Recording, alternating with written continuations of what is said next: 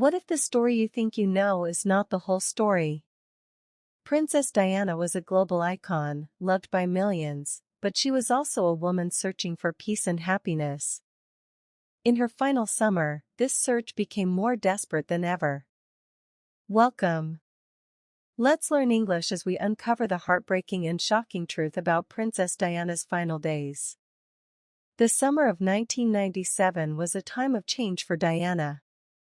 She was no longer Her Royal Highness.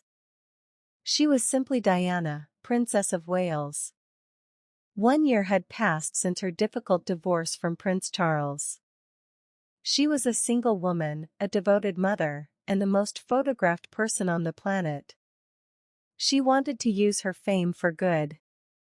She walked through minefields in Angola to raise awareness. She comforted sick patients in hospitals. She held the hands of those with HIV and AIDS. She showed the world compassion. This was her work. This was her passion. It gave her a new purpose. But her private life was different. It was a constant struggle for normalcy. She wanted simple things. She wanted to take her sons, William and Harry, on vacation without cameras. She wanted to have a private dinner with friends. This privacy was a luxury she rarely had. Every move she made was a headline. Every new dress was a news story. Every friend was a potential source for a tabloid. Diana felt trapped by her own image. The public saw a beautiful princess, a fashion icon, a perfect mother. But behind the smile, there was a woman who felt lonely. She was looking for a new chapter. She hoped this summer would be the beginning of that new chapter. She was ready for something different. She was ready for happiness. She did not know that this summer would be her last. Her journey for peace began with a special invitation. Mohammed Al-Fayed was a wealthy Egyptian businessman. He owned the famous Harrods department store in London. He also owned the Ritz Hotel in Paris. He was a powerful and influential man. He invited Diana and her sons to his villa in the south of France. The place was called Saint-Tropez. It was a famous holiday spot for the rich and famous. The sun was bright, and the water was a deep blue. It was a perfect place to relax. Diana accepted the invitation. She wanted her boys to have a normal, fun holiday. Mohammed Al-Fayed promised them total privacy and security. On the holiday, Diana met his oldest son. His name was Dodi Fayed. Dodi was 42 years old. He was a film producer. He was known for his glamorous lifestyle. He was kind and charming. Diana and Dodi started talking. They quickly felt a connection. Dodi was very different from the royal family. He was warm and affectionate. He made Diana laugh. For the first time in a long time, Diana felt truly happy. She felt like a normal woman, not a princess. She and Dodi spent a lot of time together on the Fayed family's luxury yacht, the Jonquil. Photos from this time show a relaxed and joyful Diana. She was wearing swimsuits, smiling, and jumping into the water. Prince William and Prince Harry also seemed happy. They were enjoying their time away from the pressures of royal life. It felt like a fresh start.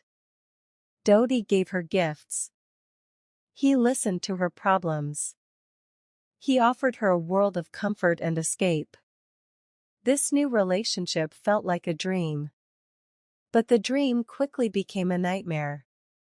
The news of Diana and Dodi's romance spread like fire. This was the biggest story of the year. A beloved princess and a wealthy Muslim film producer. The media went into a frenzy. The paparazzi followed them everywhere. Paparazzi are aggressive photographers who chase celebrities. They sell their photos to newspapers and magazines for a lot of money. Their holiday in St. Tropez was no longer private. The paparazzi surrounded the Jonical yacht in small boats. They used long camera lenses to take pictures. They followed Diana and Dodi's every move. When they went to the shore, photographers chased them. The search for privacy became a dangerous game. Diana was used to the media, but this was different. It was more intense. It was more relentless. She felt hunted. In one famous moment, she took a small boat and went out to talk to the photographers. She asked them to leave her and her family alone. She told them her presence was making the children upset. But her words did not work. The photos of her and Dodi were too valuable. The couple decided to leave St. Tropez. They wanted to find a place where they could be alone. They flew to Sardinia, another beautiful island.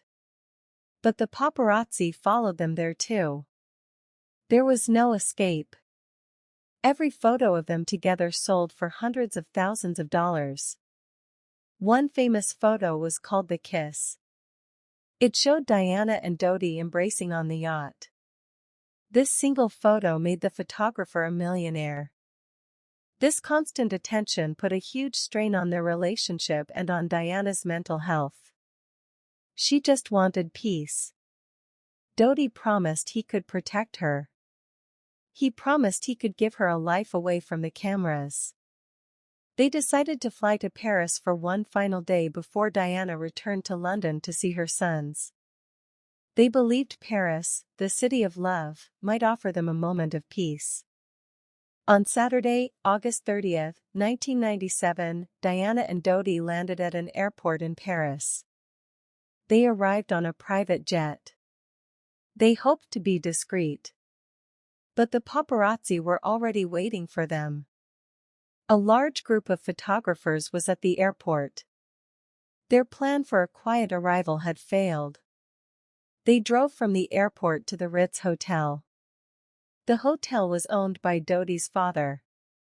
It was one of the safest and most luxurious places in Paris. They thought they would be safe inside.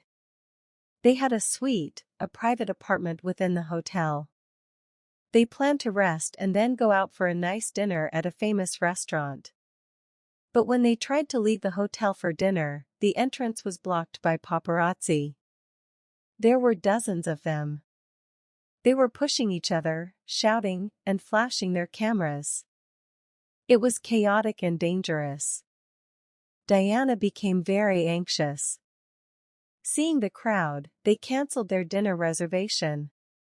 They decided to eat at the hotel's restaurant instead. But even there, they felt watched by other guests. They wanted true privacy. So, Dodi made a new plan. They would eat a late dinner in their private suite, the Imperial Suite. After dinner, they would not stay at the hotel. They would go to Dodi's private, luxury apartment near the Arc de Triomphe. It was a very exclusive and secure building. Dodi and his security team created a complex plan to avoid the photographers. They would use a decoy. A decoy is something used to trick someone. The plan was this: one car would leave from the front of the hotel. This car would trick the paparazzi into following it. Then, Diana and Dodi would secretly leave from the back of the hotel in a different car. The man chosen to drive them was Henri Paul. He was the head of security at the Ritz Hotel. He was not a professional chauffeur. A chauffeur is a person whose job is to drive a car for a rich or important person. Also, there were reports later that Henri Paul had been drinking alcohol that night. This decision would have tragic consequences. Diana's personal bodyguard, Trevor Rees-Jones, would sit in the front passenger seat. He was the only one wearing a seatbelt. Diana and Dodi sat in the back. They did not wear their seatbelts. Around 12:20 a.m. on Sunday, August 31, the plan was put into action. The decoy car left from the front. Some paparazzi followed it. A few minutes later, Diana and Dodi quickly left through the hotel's back entrance. They got into a black Mercedes S280. Henri Paul was in the driver's seat. But the plan failed. Some of the most aggressive paparazzi were not fooled by the decoy. They had been waiting at the back entrance. As soon as the Mercedes pulled away, the photographers followed them on powerful motorcycles. The final journey began. Henri Paul drove at a very high speed. He was trying to escape the chasing motorcycles. The car raced through the streets of Paris in the middle of the night. It was a high-speed chase. Diana was reportedly very distressed in the back seat. The bright flashes from the cameras were constant. The car approached the Pont de l'Alma underpass.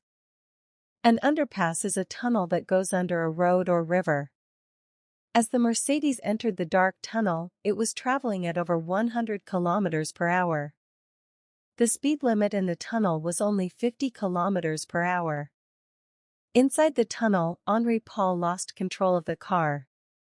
The Mercedes hit a white Fiat Uno car, then swerved violently.